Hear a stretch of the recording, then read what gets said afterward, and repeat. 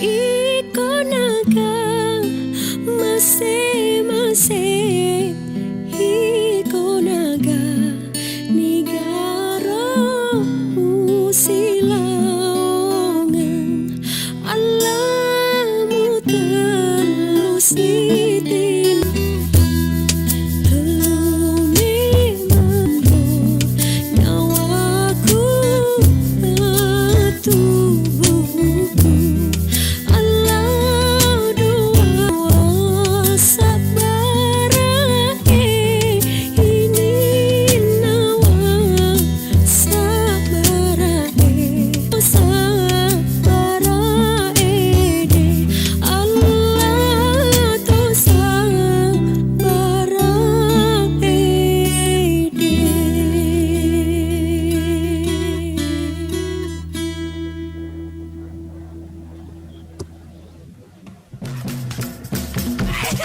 Nusantara Sore masih bersama Anda. Baik, Sobat Budaya, kita lanjut lagi kebersamaan kita di Bosara Udara, Bahasa Bugis dan Fenomena Diaspora di Nusantara. Kita masih tersambung dengan narasumber kami, Pak Muhlis dan juga Pak Sukardi Gal. Ya, nah kalau dari sisi pemerintah mungkin ini Pak Sukardi mewakili ya, bagaimana peran itu sendiri memperhatikan penggunaan bahasa daerah itu supaya tidak punah, Pak Sukardi. Silakan, Pak Sukardi. Terima kasih. Sebenarnya kalau masalah pelestarian bahasa daerah itu kan sudah diatur dalam undang-undang sebenarnya. Iya. Di Undang-Undang 24 tahun 2009 itu tentang bendera, bahasa, nama negara serta lagu kebangsaan itu ada 20 pasal yang mengatur tentang masalah bahasa, termasuk bahasa daerah. Iya. Dan di situ jelas sekali dinyatakan bahwa sebenarnya yang punya tanggung jawab terhadap pengembangan dan pembinaan bahasa dan sastra daerah adalah pemerintah daerah. Pemerintah daerah. Punya tanggung jawab. Konstitusi kita adalah pemerintah daerah dan itu sangat jelas sekali. Yeah. Dulu distribusi kewenangan itu memang ada di pemerintah pusat. Sekarang karena setelah terbitnya Undang-Undang Otonomi Daerah, kemudian terbitnya Undang-Undang 24 tahun 2009 itu jelas sekali bahwa urusan pengembangan dan pembinaan bahasa dan sastra daerah ada pada pemerintah daerah. Yeah. Saya kira tadi itu yang bisa dilakukan ya, misalnya melalui ranah pendidikan ya. Pendidikan. Kita masih bersyukur lah, misalnya di Makassar ya masih ada Unhas misalnya yang memiliki program studi bahasa dan sastra daerah. Yeah. Di daerah lain banyak juga yang belum ada itu. Jadi kita masih bersyukur dan kita masih punya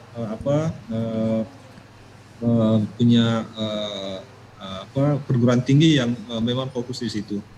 Yeah. Kemudian yang kedua, sebenarnya mungkin perlu upaya-upaya yang melibatkan masyarakat luas ya. Jadi bahasa daerah adalah upaya masif ya.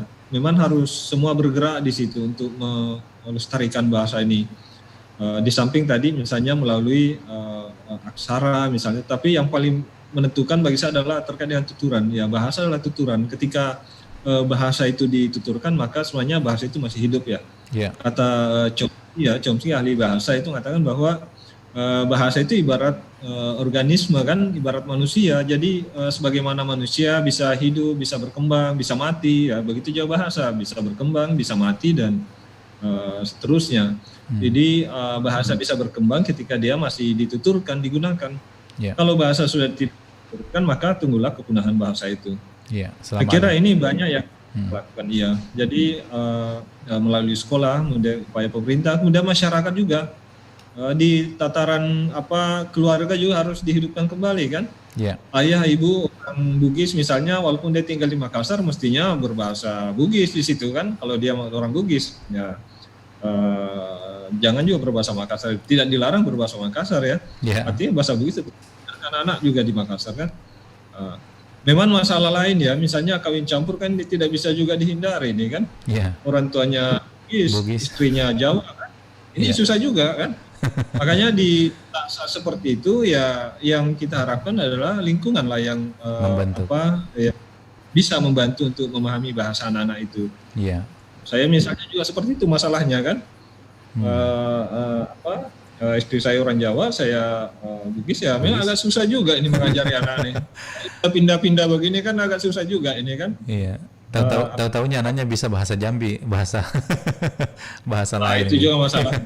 Jadi, dan sekarang kan di perantauan seperti itu juga masalahnya. Jadi banyak Iya. orang-orang Bugis yang menikah dengan suku lain, saya kira itu akan sangat susah sekali untuk bisa paham bahasa Bugis. Di Jambi juga kalau kita lihat data ya, malah dulu sampai di data BPS ya, saya sempat temukan itu, Iya. tahun 80 itu sudah, yang terdata itu ada 70.000 lebih orang Bugis di Jambi itu. Iya. Ada 70 itu, dan saya rasa itu bisa berapa desa itu kan. Kalau membuat desa satu kecamatan bisa itu kan.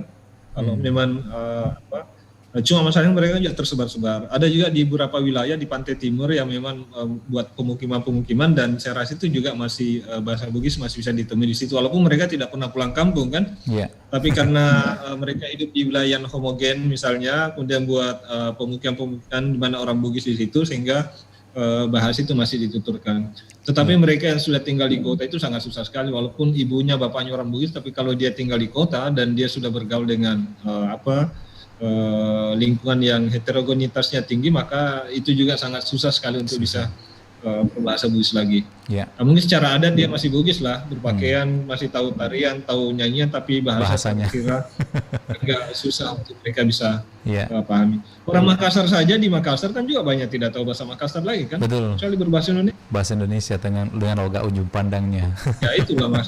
Jadi situasi kebahasaan di tanah Bugis pun hampir sama juga dengan situasi kebahasaan di wilayah lain, di tempat lain juga. Baik. Terakhir juga ke Dr. Mulis sebagai Ketua Departemen Sastra Pengembangan Bahasa Daerah. Nah, kalau di Unhas sendiri Pak, bagaimana tantangannya dalam menarik minat mahasiswa untuk memilih pilihan, bahwa menentukan pilihannya untuk memilih fakultas ataupun prodi bahasa daerah? Karena sekarang kita lihat, wah kebanyakan ambil sastra bahasa luar, misalnya bahasa Prancis, Inggris.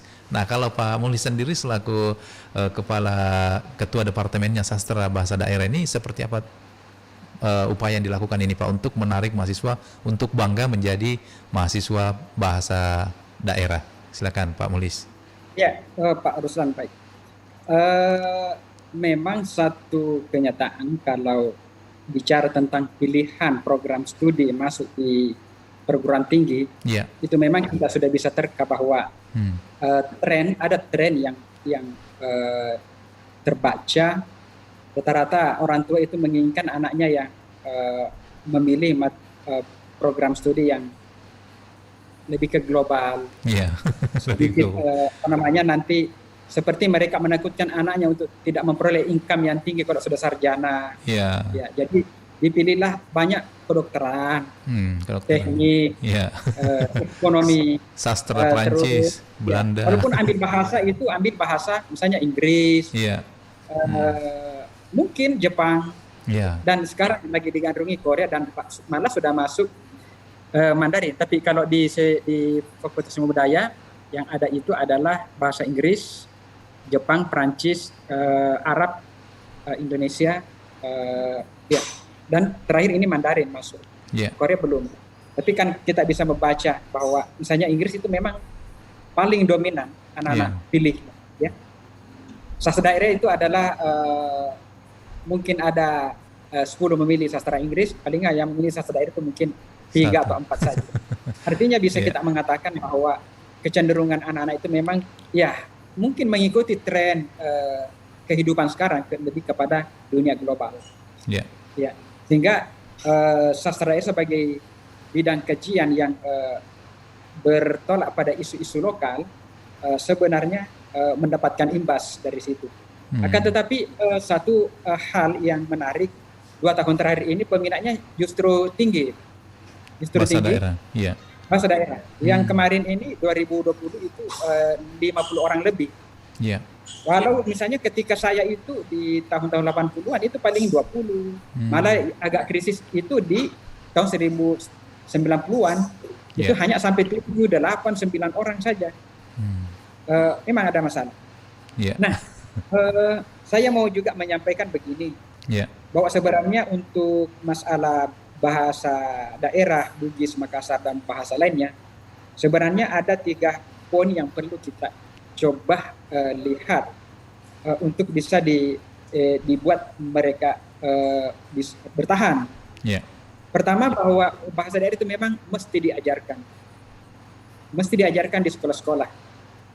Ada satu penelitian mengungkapkan bahwa bahasa daerah yang tidak diajarkan di sekolah itu cenderung lebih cepat mengalami kematian.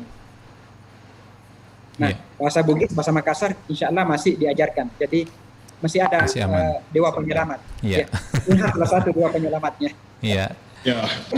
Kemudian yang ini saja ada, kemudian difungsikan. Iya. Bahasa itu bisa digunakan kalau dipilih kalau ada fungsi. Jadi mungkin harus difungsikan dalam lingkungan sosial kultural kita. Kemudian yang ketiga itu adalah karena bahasa itu sebenarnya itu masalah menguasainya itu masalah keterampilan. Jadi harus ada pembiasaan untuk lebih fasih, lebih lancar. Ya, jadi diajarkan, difungsikan, dan harus ada pembiasaan. Betul.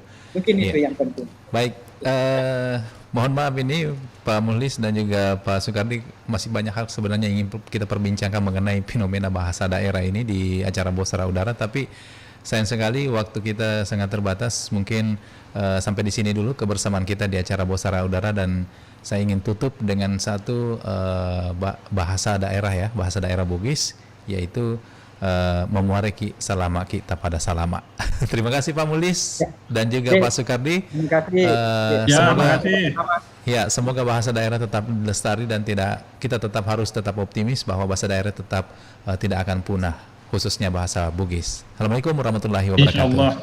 Waalaikumsalam warahmatullahi wabarakatuh. Pak Sukardi, terima kasih. Terima kasih banyak Pak Mulis, terima kasih. Nusantara Sore masih bersama Anda. Hei, laki Mike ya Neces. Bertanya lagi mau kemana?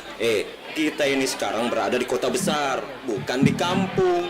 Maksudmu? Iya, jangan terlihat kampungan, terutama bicaramu tadi itu. Apa karena saya bicara pakai bahasa daerah? Itu kau anggap kampungan? Ya, supaya terkesan keren. Kalau perlu, pakai bahasa asing, biar gaul gitu loh. Tapi, saya lebih terbiasa dengan bahasa daerahku sendiri. Ingat, bahasa daerah atau bahasa ibu adalah identitas dan jati diri seseorang. Info Pas Jam.